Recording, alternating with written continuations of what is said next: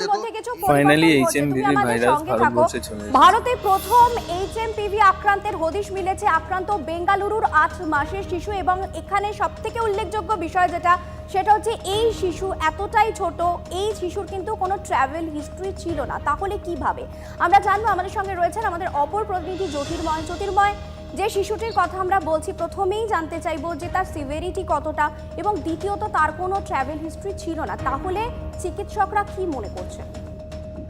দেখো, এক্ষেত্রে দুটি দুশ্চিন্তার কারণ রয়েছে। প্রথমত, তুমি যে কথা বললে যে 8 মাসের শিশু, তার পরিবারের কোনো ট্রাভেল হিস্ট্রি নেই, বিশেষত তারা চায়নায় গিয়েছিলেন ফিরেছেন এমন কোনো হিস্ট্রি নেই।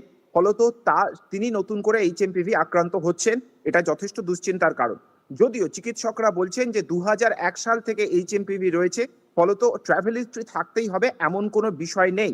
কিন্তু আরেকটি গুরুত্বপূর্ণ বিষয় যা দুশ্চিন্তা হিসেবে সামনে আসছে, তা হচ্ছে এই শিশুর ল্যাব টেস্টে যে রিপোর্ট এসছে, সেখানে যে স্ট্রেনের প্রোফাইল দেওয়া হয়েছে সেই স্ট্রেন কিন্তু এখনো পর্যন্ত অপরিচিত। অর্থাৎ এইচএমপিভি আক্রান্ত যে কোনো সময় যে কোনো কেউ হতে পারে, 2001 সাল থেকে রয়েছে, কিন্তু তার মানে এই নয় যে যে স্ট্রেনে এই শিশু আক্রান্ত হচ্ছে তা একই রকম বিষয়, তা চিকিৎসকদের কাছে পরিচিত এমনটা নয়। এটা যথেষ্ট আতঙ্কের কারণ। এবারে কতগুলো স্টেপ বাই স্টেপ পদক্ষেপ করতে হবে, এবং সেই স্টেপগুলো কি কি? আপাতভাবে বেঙ্গালুরুর ব্যাপটিস্ট হাসপাতালে ভর্তি রয়েছে এই শিশু। এখনো পর্যন্ত কোনো সরকারি ল্যাবে এই শিশুর টেস্ট হয়নি, ফলত তার থেকে যে নমুনা সংগ্রহ করা হয়েছে কর্ণাটকের সরকারি ল্যাবে তার টেস্ট করা হচ্ছে, এবং কিছুক্ষণ আগে আমরা যে খবর পেয়েছি পুনেতে পাঠানো হচ্ছে কেন্দ্রীয় স্বাস্থ্য মন্ত্রকের তরফ থেকে যাবতীয় নমুনা। অর্থাৎ দুটি তরফে এখনো পর্যন্ত এই টেস্ট হবে, তারপরেই সেন্ট্রাল গভর্নমেন্টের তরফ থেকে অফিসিয়ালি ভারতে এইচএমপিভি আক্রান্ত রোগী পাওয়া গিয়েছে এই ঘোষণা করা হবে। অর্থাৎ এখনো পর্যন্ত কেন্দ্রীয় সরকার ঘোষণা করছে না। একটি বেসরকারি হাসপাতালে এইচএমপিভি আক্রান্ত শিশু পাওয়া গিয়েছে, সঙ্গে সঙ্গে তারা কর্ণাটকের স্বাস্থ্য দপ্তরকে জানিয়েছে। কেন্দ্রের সেই নির্দেশিকার দিকে নজর থাকবে। আদৌ কোনো নির্দেশিকা এই মর্মে জারি করা হয় কিনা আপনাদের শোনাবো। বিশিষ্ট চিকিৎসক তারা কি বলছেন এই ভাইরাস সম্বন্ধে।